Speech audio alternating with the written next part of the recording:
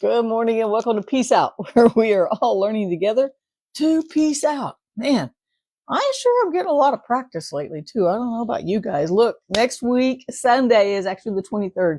March 23rd is the first Peace Out video, even though we didn't call it that.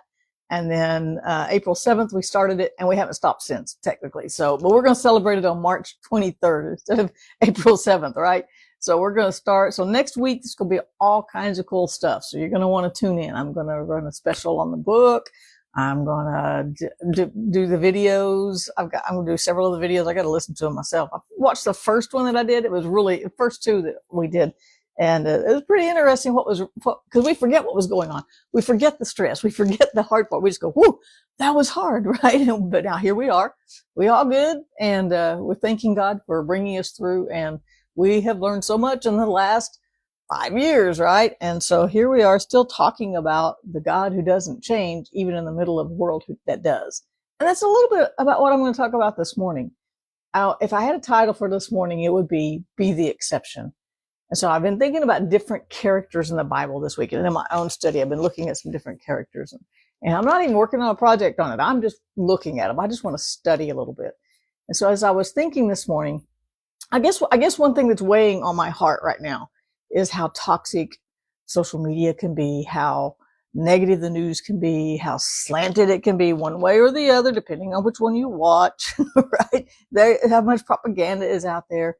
And I'm like, so first thing I'm dedicated right now to just not even watching the news right now because it's just crazy right now, right? I did, however, watch the live landing yesterday of the astronauts. That was phenomenal. I so enjoyed that. That was amazing.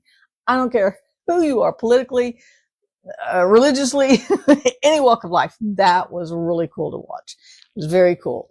And to see some of many of the accomplishments and I was thinking, and I'm off on a rabbit trail already, but I was just thinking what it would be like to be in space and look back at God's creation from that perspective, to be able to see the earth and the sun always up and the moon. And from that perspective, I thought of that a lot. And then I thought of what a change that is to come back into the earth's atmosphere and actually breathe air again and feel gravity again. They haven't felt gravity in like 9 months, to just feel gravity, and how amazing God made this earth. You know, I love the creation passages. We're not going to talk about that today. But anyway, so my mind was just going crazy with it. I thoroughly enjoyed that hour of watching them land and all of that.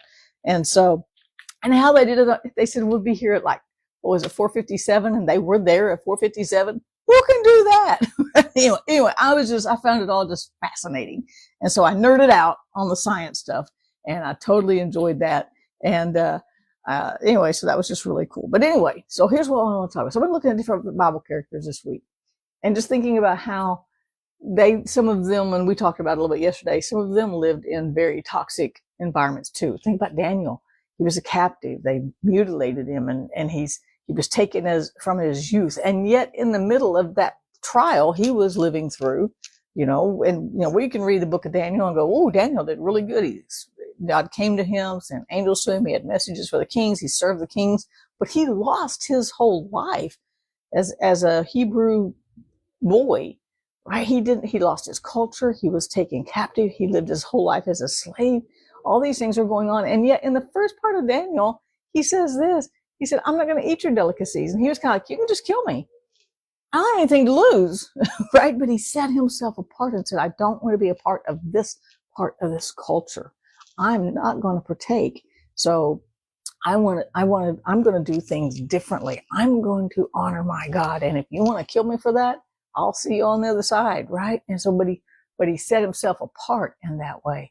So I was thinking about Daniel, and that was cool. And then I thought about Joshua in Exodus 31, and Moses had built the tent of meeting, and he set it up, and God's presence would come down and just talk to Moses. It says face to face. And it says the people would stand up and look out their tents at Moses going to the tent of meeting and go, wow, look, God's meeting him there. But nobody went out there to meet. Nobody said, I want to know God too. Nobody said, let's go. Because he set it up, and he said anybody who wanted to could go to the tent of meeting. I'm looking at Exodus, actually 33, excuse me. right? And it says uh, all the people saw the pillar of the cloud standing at the tabernacle door, and they all rose and worshiped, each man in his own door. And God spoke to Moses face to face, but nobody went out and said, I want to know God like that. I want to know him too. They sat in their tent and worshiped God. And that's great. At least they participated on some level. However, there was one who stood out from the rest, the exception. I want us to be the exception in this world. Why? Because we get it that God gave us this peace. And no matter what goes on in this world, no matter how toxic it gets on social media, no matter how slanted the news gets, how much propaganda is given, we know the peace giver. We are peacemakers, and we can stand out. We can choose to be the exception and not join in the toxicity that's in the world today, right? And so we got to keep our face here and in the face of God, right? Anyway, and so when Moses would leave, it said when Moses returned to camp, his servant Joshua, a young man, did not leave the tabernacle. He would stay there. I love Joshua. I'm actually studying Joshua a couple of weeks ago for the leadership conference I did in Pakistan. But anyway, and so I was like, that's a leader. He stayed there. Moses prayed. Moses would talk to God, and he left. Joshua, one out of hundreds of thousands of people, said, I just want to sit here. I want to know too.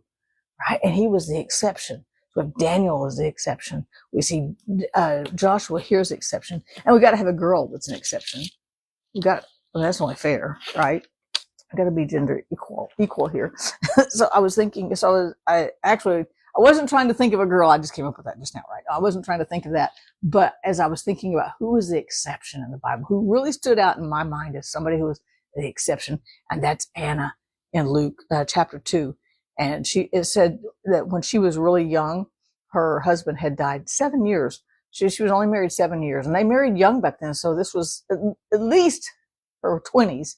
So her husband died. And as of that, when she became that widow, it says she had been a widow for 84 years, right? And so it says she did not depart from the temple, but she served God with fasting and prayers night and day. She was the exception. She didn't just go on with life. She said, you know what? Maybe my life didn't turn out like it was supposed to. Maybe my life, this wasn't what it was supposed to be. I was supposed to be married. We were supposed to have babies. We were supposed to do this. She had her plans. You ever had your plans for your life? Yeah. And did they always turn out? No. Do they still turn out? No. Do you have plans for your day? Yes, absolutely. I always have a plan. It might get messed up, but I always have a plan because I'm an organizer person, right? And so I have a schedule and I have a routine, but when it doesn't work out, sometimes that's frustrating for me, but she didn't let that get to her. She just said, you know what? I'm just going to serve in the temple all my life. She was the exception. She didn't go out and look for another husband, which would have been totally appropriate in that day. She didn't go out and mourn. She just went, I'm just going to serve God. She was the exception for the whole culture, for the whole day. She was that exception. And that's what I want to encourage us to be in this crazy, crazy world, is the exception. Can we be the one that says, I know it looks crazy, but God still gave us peace. I know it's toxic out there. It's crazy out there. You can't even have a conversation on social media anymore because people go crazy. But can we be the exception and just keep sharing his peace? Are people always going to accept it? No. Some people don't want peace. That might be a mind-blowing fact. Some people don't want peace. They want the disruption. They want to embrace discord. They want to embrace argumentative attitudes. They want to disrupt. They don't want peace. Some people, have you ever thought, some people don't want peace, but if we want peace and we want to walk in this peace that God has given us, we're going to have to choose to be the exception in our world today. Remember, Jesus said, blessed are the peacemakers. Why? They shall see, they are the sons of God.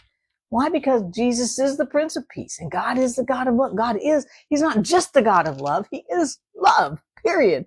And Jesus is the Prince of Peace, period. We've got this whole package deal, but we're going to have to decide to be different from the rest of the world, right? In the ultimate scheme of things, my opinion doesn't matter. Oh, I have opinions. And I'm very opinionated, and I'm very wrong sometimes too, but I'm still very opinionated and stubborn with it. I know that's a shock. That's such a shock. But you know what? That doesn't matter. In the whole grand scheme of things, what matters is, do I know God? Do I trust God? Do I let his peace reign in my heart? Do I trust his grace? Do I trust his mercy? Do I believe this word? If I do, I don't have anything on this earth to worry about because he's got me, right? And he's got you. And that's why we can peace out. Peace out, you guys. Have a great day. Stay tuned. I got some cool stuff for next week, and I'll see you in the morning.